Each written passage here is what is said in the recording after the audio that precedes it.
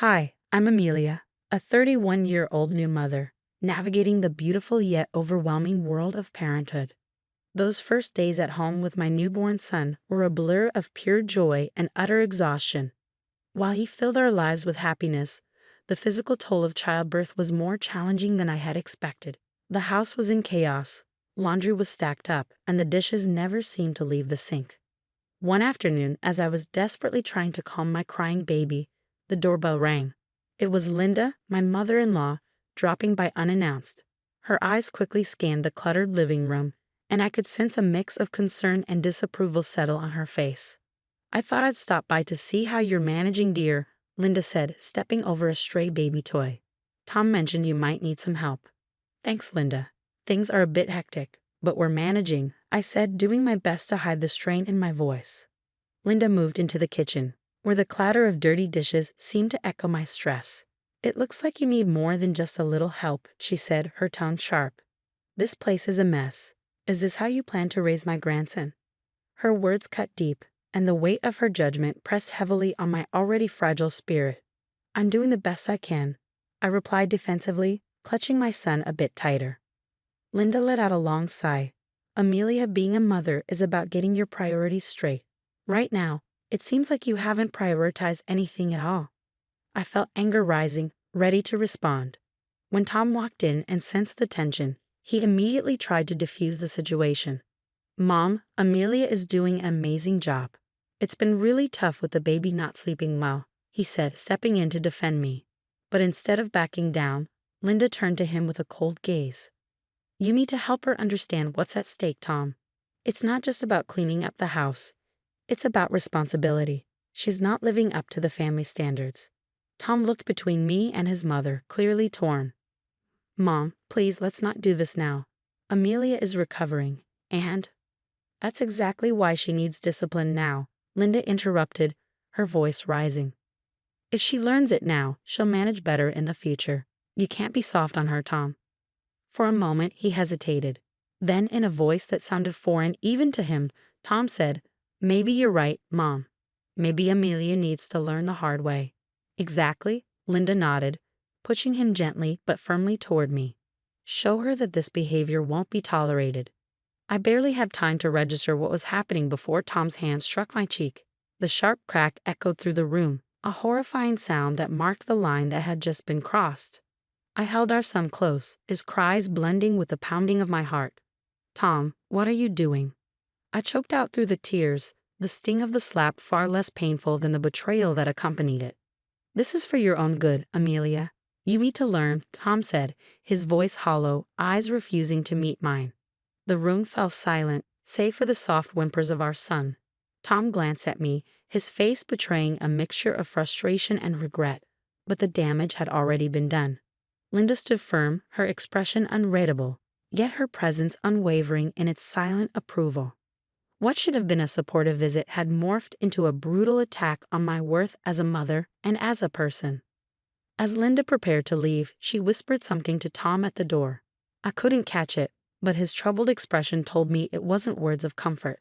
That night, as I rocked my son to sleep, the dread that had settled over me felt suffocating. What was supposed to be a supportive family structure felt more like a tribunal, with me as the defendant on trial. As I soothed both my son and my stinging cheek, clarity began to form. This couldn't go on. Something had to change. The chaos was overwhelming, and I knew I needed a plan, a way out, not just for my safety, but for the well-being of my little boy. The house that once felt like a home now felt like a trap, set by the very people who were supposed to love and protect us. The night after Tom slapped me, manipulated by his mother Linda, I couldn't bring myself to sleep next to him. With my baby in my arms, I retreated to the nursery, the only place that had been a refuge for us in recent weeks. As I rocked my son to sleep, the events of the day played on a loop in my mind, each pass sharpening the pain and betrayal. I knew I couldn't stay. The next morning, while Tom was at work and Linda was likely in her own world, I made the call.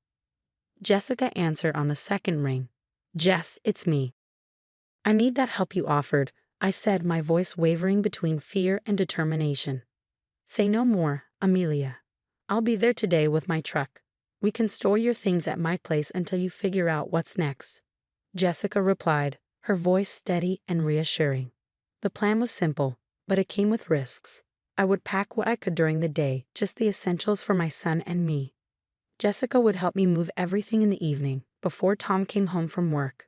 I knew I couldn't face him. If I did, he might sway me with apologies or, worse, Linda might influence him again. As I packed, every tiny outfit and baby toy felt weighted with memories and what-ifs.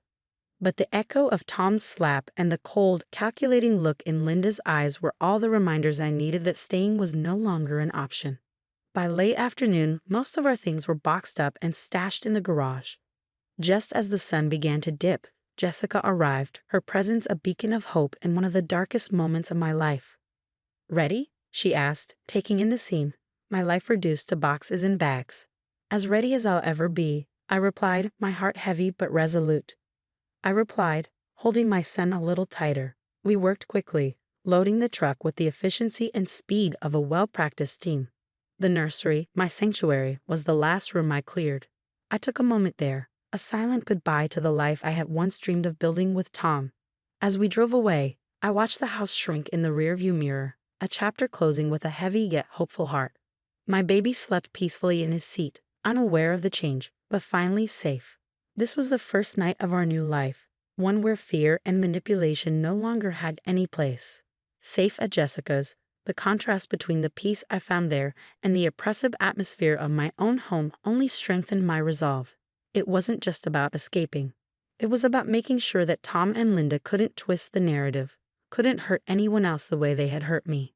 I began planning, not just for my safety, but to expose the truth. I reached out to family and friends under the guise of catching up, subtly recording our conversations whenever Linda or Tom's behavior came up. Some were hesitant to speak openly, but many hadn't realized the extent of Linda's manipulation or Tom's submission to her. Over the next few weeks, I collected text messages, voicemails, and recorded calls, each piece building a clearer picture of their control. The most damning piece of evidence came when I managed to capture a video of Linda coaching Tom on how to handle me, using words that revealed her true intentions. This was about control, not concern. With everything in place, I chose the perfect moment for confrontation, a family gathering hosted by Tom's sister for her anniversary. It was a neutral space with enough family members present, some of whom had already quietly expressed discomfort with Linda's dominance in the family dynamics. On the day of the gathering, my nerves were stretched taut. I arrived with Jessica by my side, her presence a source of strength as I prepared to face them. The murmurs of greeting were distant and uneasy. Everyone could sense the tension. Tom and Linda's recent domestic issues had rippled through the family, leaving a quiet unease even among the most distant relatives.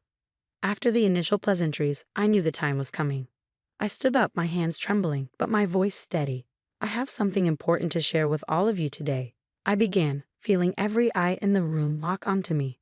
"It's about Tom and his mother, Linda, and how their actions have not only affected me and my son, but the entire family." Tom, looking shocked and a bit panicked, tried to cut me off. "Amelia, let's not do this here," he said, his voice strained. But I pressed forward, pulling out my phone. "This is not just a personal matter," I said as I connected my phone to the Bluetooth speaker. The room grew silent, thick with tension, as the recordings played. Linda's sharp commands, Tom's hesitant compliance, and their plotting to correct my behavior echoed through the room. The reactions around me shifted from surprise to disgust. Tom's aunt, who had always been kind to me, looked especially betrayed. "Is this true, Linda? Were you forcing Tom to do these things?" she demanded. Linda's face contorted with fury and panic as she tried to deflect. "These are taken out of context," she snapped, but her words sounded hollow. Then Tom's cousin, who had been quiet until now, stood up. "No, they're not. We've seen hints of this for years. We just didn't want to believe it." That simple statement shifted everything. The tide turned, and relatives began to share their own observations, their own experiences. Piece by piece, they revealed the portrait of a woman who had manipulated her family for years, hiding behind the guise of a concerned matriarch. Tom sat there, pale and silent, finally realizing the extent of the web his mother had woven around him. As the family meeting dissolved into a heated discussion about Linda's influence, I felt a weight lift off my shoulders. The truth was out, not just for me, but for everyone to see. When a storm of confrontation finally calmed, the room was left with a somber realization. Tom's family, long under Linda's sway, now saw her manipulations for what they truly were. The collective shock was palpable, and the discomfort in the room was undeniable as everyone began to process just how deeply Linda's control had burrowed into their lives. For me, the decision to leave Tom, though painful, was necessary. As the family gathering slowly dispersed, I felt the finality of my choice settle in. I gathered my son, who remained blissfully unaware of the turmoil that had just unfolded. With one last look at the family home, I turned and walked away, knowing that this chapter had finally come to an end. I stepped into the unknown, feeling both a sense of loss and a growing resolve. Tom watched us leave, a mixture of sorrow and resignation in his eyes. His voice, once so familiar, now seemed like a distant echo as he whispered a weak goodbye. Linda, on the other hand, faced a much harsher reality. The family she had so tightly controlled had turned their backs on her, each member grappling with feelings of betrayal and misplaced trust. The blame for the family's unraveling rested squarely on her shoulders. Her attempts to regain control fell on deaf ears. Too much had been revealed, and the collective testimony at the gathering was impossible to ignore. In the weeks that followed, Tom reached out, his messages a mix of apologies, pleas for understanding, and promises of change. But the memory of his hand raised against me, the echo of Linda's influence guiding his actions, were barriers too high to overcome. The trust between us was shattered, and with it, the foundation of our marriage. I found refuge in a small apartment, far from the neighborhood I once called home. It was a place where no one knew my story, a place where I could start over.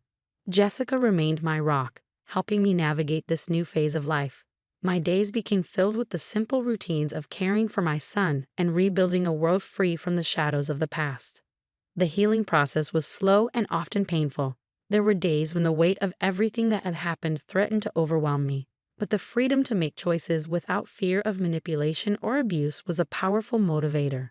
I started therapy, joined support groups for single mothers, and gradually, the pieces of my old self began to come back together, forming someone stronger, more resilient. My son's laughter became my anchor, and his milestones, first steps, first words, were beacons of hope, guiding me forward. As he grew, so did my confidence in our future. I was building a life on my terms, and slowly the pain of the past began to lose its grip. Months turned into a year, and one evening, as I put my son to bed in our cozy living room, filled with his drawings and toys, I reflected on the journey. The pain of the past was still there, but it was now a faint shadow, dwarfed by the light of new beginnings. The support of friends and the unconditional love of my son had woven a safety net strong enough to catch me on the days I faltered. Sitting down with a cup of tea, I felt ready to share my story. I started a blog, a space where I could speak openly about my experiences, connect with others who might be fighting their own battles against manipulation and abuse. Each post was a step away from the victim I had been and a step closer to the advocate I was becoming. As my story of resilience and courage comes to a close, I want to leave you with a question. Do you believe it's possible to fully break free from manipulative family dynamics, or do the shadows of such relationships linger in our lives forever? Share your thoughts and experiences in the comments. I would love to hear your perspective.